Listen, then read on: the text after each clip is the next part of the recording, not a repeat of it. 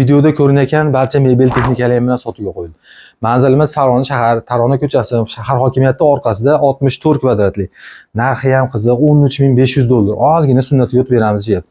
Bu turgan joyimiz mana bitta zal, konditsioner, mana televizorlargacha qo'yib qo'yishgan. Kelib yashashingizga tayyor, remontlari ham zo'r. Mana bu asosiy ishidan kirishingizga shunaqangi prixoshkasi ham mana katta keng. Halen bu tomoniga bitta stolni zona qilib, oilaviy o'tirgan joy qilasiz bo'ladi. Bunisi birinchi xonamiz, mana spalnis. Spalni ham remontlari yaxshi holatda turibdi.